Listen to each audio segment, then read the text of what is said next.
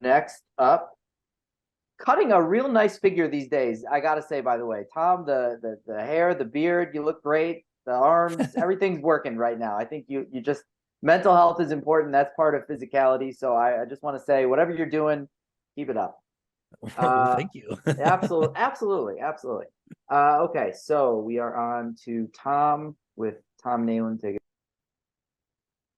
All right, I'm Thomas Hall. I have a podcast called Legends of Mile High, and I'm here to talk about Tom Nalen. Now, it's easy to list awards or stats or accolades for a player, and I have a long list right here for Tom Nalen.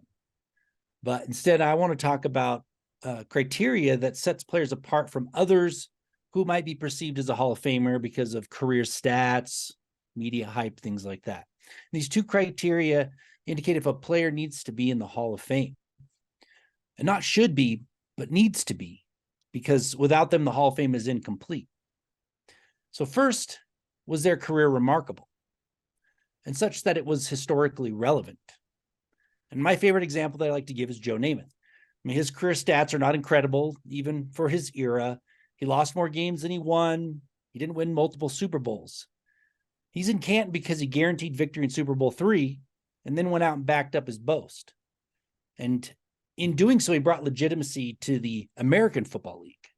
And that is remarkable. And Tom Nalen had a remarkable career as well. He was the first of only two starting centers in history to pave the way for 10 1,000-yard rushers and one 2,000-yard rusher. And the other to do it is already in the Hall of Fame. And only two in history, and Tom Nalen was the first to do it without a Hall of Fame caliber running back behind him for most of his career. And that's remarkable. He was also the keystone in the evolution of the running game. He was the reason that the zone blocking scheme worked so well, making the line calls and being the only mainstay on the line through the Shanahan era. Now, the zone blocking scheme changed the game. And 3 decades later, after its inception, it's still widely used in the NFL. That has a lasting impact on the game. And that is really creating NFL history. And using the zone blocking scheme, the Broncos offensive line is regarded as one of the best units in history and holds iconic status, known as the Orange Hush. And they used it to its fullest potential, defeating the heavy favorite Green Bay Packers in Super Bowl 32. Now, the Broncos weren't giving a chance to win that Super Bowl.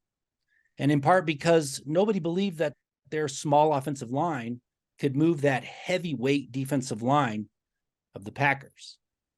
Yet they did it in historic fashion. And that is remarkable. Tom Nalen, like Namath, had a remarkable and historically relevant career. Now, it wasn't done with as much bravado, but anyone who knows Tom Nalen knows that that really fits him. Just a player going out, doing his job quietly with greatness. Now, second, to be in the Hall of Fame, a player must have been thought of as the greatest player at his position during the time that he played, or at least a portion of his career. Nalen received recognition with 3 All-Pro awards during a time when he competed with 2 future Hall of Fame centers for those awards. So being mostly visible across the nation and playing in a small market, his greatness was still obvious to those outside of Denver. Now, this is evidence that he was considered the best at his position multiple times. So Tom Nalen had a remarkable and historically relevant career, and Tom Nalen was considered to be the best at his position when he played. Tom Nalen belongs in the Hall of Fame. Thank you. Thank you so much, Tom. Well done as always.